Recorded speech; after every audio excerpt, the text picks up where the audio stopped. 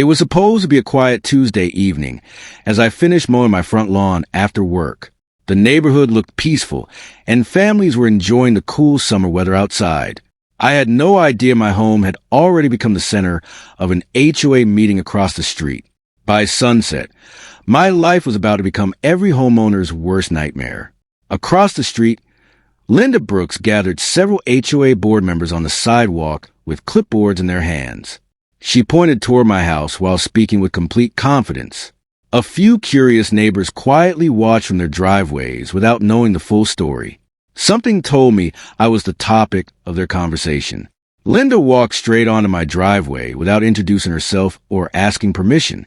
She handed me a violation notice claiming my backup generator broke HOA appearance rules.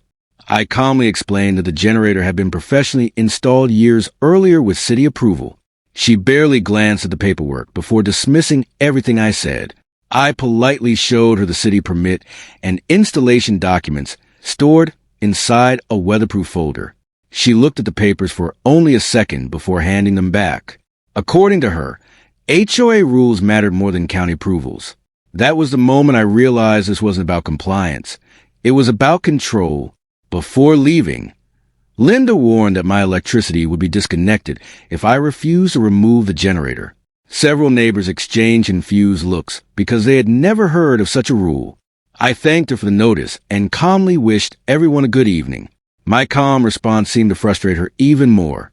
The following afternoon, I received a message saying my power service had been scheduled for disconnection. The notice claimed it was requested because of an unresolved HOA violation. I immediately contacted the electric utility company to ask for an explanation. The representative sounded just as surprised as I was. The utility representative confirmed that someone had submitted paperwork requesting an inspection of my property. She also explained that no final decision had been made yet. I thanked her for the information and gathered every permit I had ever received. If questions were coming, I intended to answer every single one. The next evening, a utility inspection truck slowly pulled into my driveway. Two uniformed employees stepped out carrying inspection equipment and official documents.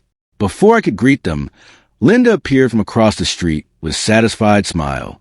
She acted as if the outcome had already been decided. Instead of arguing, I welcomed the inspectors and invited them to examine everything they needed. They carefully reviewed the permits before inspecting the generator and electrical connections.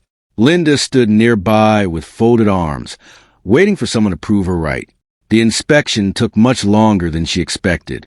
After completing the inspection, the supervisor quietly walked back toward his truck carrying my paperwork. Linda hurried over with a confident smile, expecting immediate action against my home. Instead, the supervisor asked her one simple question that instantly changed her expression. For the first time that week, she looked genuinely nervous. The utility supervisor held up my permit and asked Linda who had authorized her request. She confidently claimed the HOA had the authority to order utility companies to disconnect service. The supervisor calmly shook his head and explained that no HOA could legally shut off a homeowner's electricity.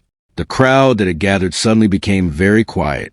Linda immediately argued that the HOA board had voted to remove my electrical service. The supervisor politely corrected her, explaining that utility companies only follow lawful safety regulations. Several neighbors exchanged shocked looks after hearing the explanation. For the first time, Linda struggled to answer a simple question.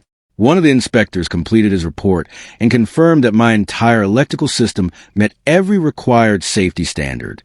The generator had been professionally installed, inspected, and approved years earlier. There wasn't a single violation on my property. Linda's confident smile disappeared almost instantly. The supervisor then revealed something none of us expected. The paperwork requesting my disconnection contained inaccurate information about my property. He explained that submitting false information could create serious legal consequences. The neighbors looked directly at Linda as the realization sank in. Linda quickly insisted it was all just a misunderstanding. Moments earlier, she had been demanding that my power be disconnected immediately. Now she was desperately trying to explain everything away. Even her own board members looked uncomfortable standing beside her. One neighbor quietly stepped forward and admitted he had witnessed every conversation from the beginning. Another neighbor confirmed that I had shown Linda all of my permits before the complaint was submitted. Their statements completely matched the inspection report. The truth was becoming impossible to ignore. The supervisor officially closed the inspection and confirmed that my electrical service would remain active. He thanked me for keeping all my permits organized and up to date. I simply smiled and shook his hand. Linda stared at the ground without saying a word. As the utility trucks prepared to leave, several neighbors walked over to apologize for believing the rumors. They admitted they should have waited to hear both sides before making assumptions. I thanked them for their honesty and encouraged everyone to move forward together. Respect always meant more to me than winning an argument. Before leaving, the utility supervisor reminded everyone that utility services could never be used as personal leverage.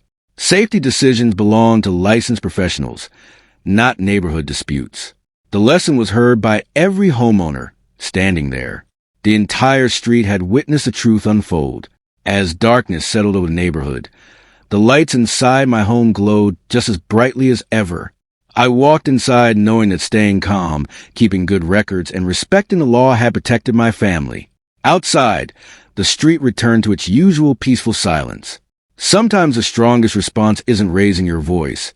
It's letting the truth speak for itself.